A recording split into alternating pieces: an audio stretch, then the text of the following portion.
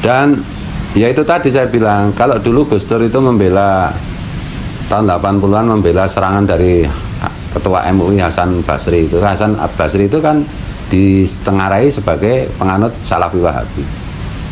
Dan waktu itu yang mempersoalkan berarti kan Salafi Wahabi mempersoalkan Dzurriyyatur Rasul, tidak khusus Ba'alawi loh, yang harus dicatat. Sekarang kan pada di framing seolah-olah Gus Dur membela Ba'alawi. Enggak, Gus Dur itu membela dzurriyyat Nabi.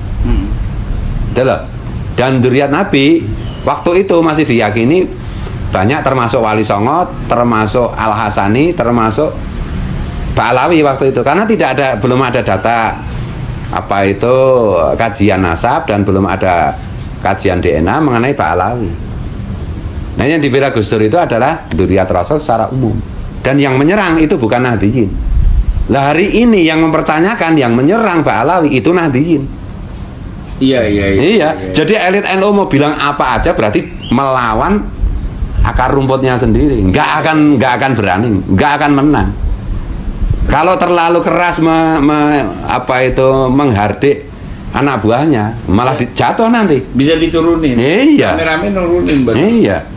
Jadi nggak mungkin. Jadi kalau misalnya elit NU bilang begini dan begitu, itu pasti politis saja. Itu pasti sementara sampai pilpres ini selesai.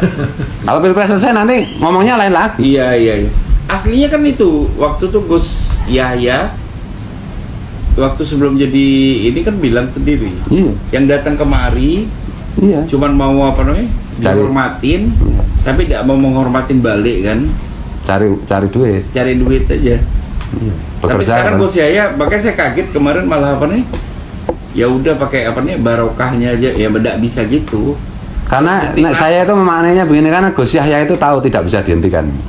Yang bisa itu hanya diminimalisir akibat buruknya gitu, mungkin kerusuhan, mungkin apa gitu. Dan ada kepentingan PBNU mengamankan bangsa ini.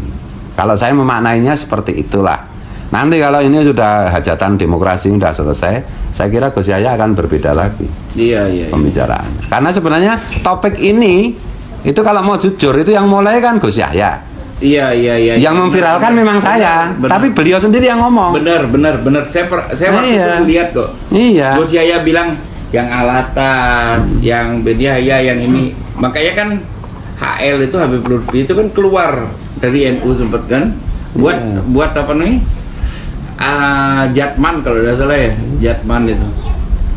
Jadi seolah-olah saya yang mulai, enggak, saya cuma memviralkan punya Gus Yahya, saya menggarisbawahi statementnya Gus Yahya, dan saya sendiri tidak menduga kalau bisa seluas ini, selebar ini persoalannya, dan ada data-data terus-menerus, setiap hari itu ada update data mengenai Ba'alawi itu bukan dzurriyyat Rasul, bahwa Ba'alawi itu DNA-nya Yahudi, tidak membawa darah Quraisy saja tidak, bahwa Ba'alawi itu kalau soal sejarah masuknya itu saya udah agak ngerti lah zaman SMA itu, karena saya suka buku-buku sejarah ya. Itu mereka datang ke sini yang membawa itu kolonialisme Belanda, makin diketahui publik kan. Dan yang selalu mengklaim dirinya adalah keturunan Nabi kan kelompok Ba'alawi aja. Iya. Kalau pendatang seperti antum dari Yordan nggak pernah minta diakui, nggak pernah diakui dan nggak pernah minta diakui, dan nggak pernah minta diistimewakan, biasa aja. Nah, dari Maroko, dan orang-orang yang datang kayak misalnya leluhur antum, leluhurnya Said Zulfikar segala macam, itu datang ke sini udah kaya gitu loh. Tapi kalau Ba'alawi itu memang kere. Fakta sejarahnya itu mereka kere ke sini untuk cari duit ya. Bahkan banyak puisi-puisi orang sana itu berharap anak cucunya untuk datang ke Jawa membawa kekayaan dan kembali ke sana, meskipun terus akhirnya nggak mau kembali. Jadi Jawa itu bagi komunitas Ba'alawi Yaman itu memang surga untuk mencari duit, harta. Iya. Ini jejak sejarahnya mulai dari kasidah-kasidahnya banyak sekali kok. Dibuat acara nanti dapat duit dari acara itu, ya kan banyak. Dan sekali lagi kita itu tidak mempersoalkan mereka itu turunan siapa, mereka datang dengan bagaimana. Yang kita persoalkan itu kelakuan mereka hari ini.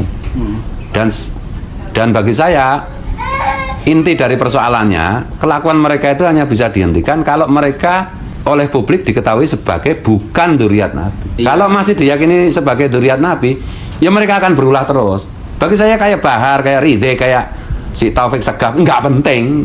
Saya enggak mau memenjarakan mereka atau menganiaya mereka, enggak. Kalau sekarang misalnya mereka ditindak secara hukum macam-macam ya, tapi klaim bahwa mereka dzurriyyat Nabi itu masih berjalan, mungkin 10 tahun, 20 tahun, 30 tahun, 50 tahun akan muncul Ridzik baru, Taufik Segaf baru, Bahar Smith baru.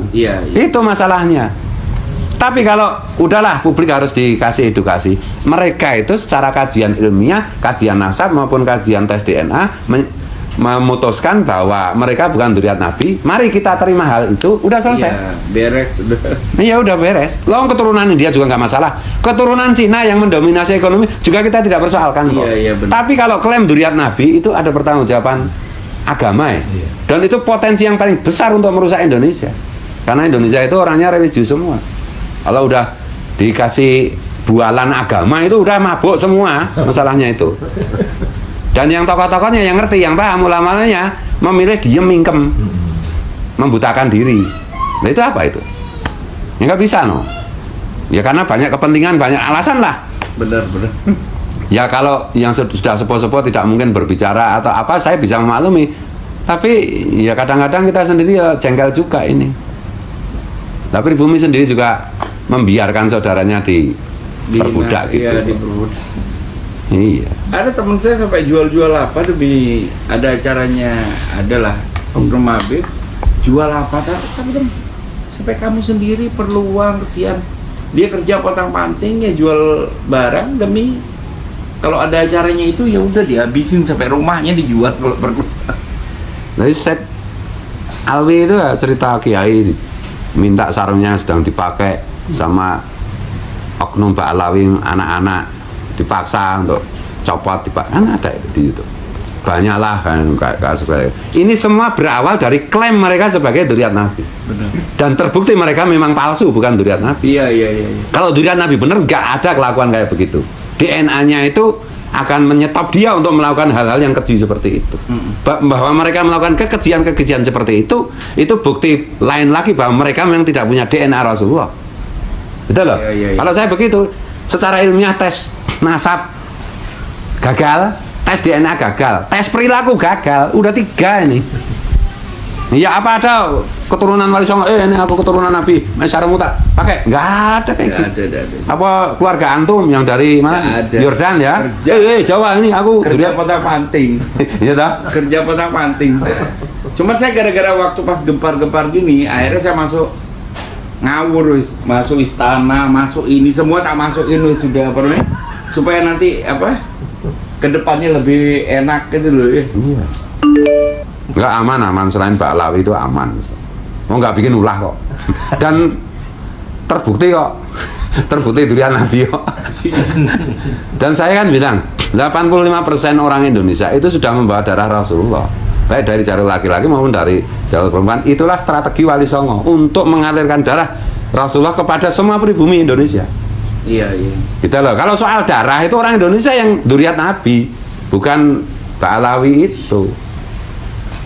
Kalau soal darah itu ya pendatang dari Yaman kayak antum, pendatang dari Maroko kayak si Zulfikar, itulah yang dzurriyyat Nabi beneran. Dan semuanya nggak pernah minta privilege, nggak pernah minta diistimewakan, nggak pernah minta pengakuan. Kita ngurus apa lagi nasab melalui narkoba, kita tes DNA itu karena mereka menantang kan. Iya. Kalau nggak ditantang juga kita diem aja. Karena mereka mau merusak agama dengan membawa nama Rasulullah, merusak negara dengan membawa nama Rasulullah. Itu nggak boleh dibiarkan. Para pengecut, para pecundang, para pengkhianat yang membiarkan hal seperti ini berlangsung terus. Kalau saya begitu. Nggak usah ngaku Islam lah, nggak, kalau nggak membela Rasulullah. Ini Rasulullah, nama Rasulullah sedang dirusak. Malah nuduh balik, framing, pembenci dzurriyyat Nabi. Siapa? Saya nggak membenci antum. Iya. Kalau saya membenci dzurriyyat Nabi, saya membenci diri saya sendiri dong. Aku juga dzurriyyat Nabi, gimana sih? Tunggu aja hasil tes DNA nanti. Tes apa buku nasab jelas saya dzurriyyat Nabi. Loh, mereka tes nasab aja gagal. Tes DNA nggak berani. Ngaku-ngaku itu loh. Itu masalahnya.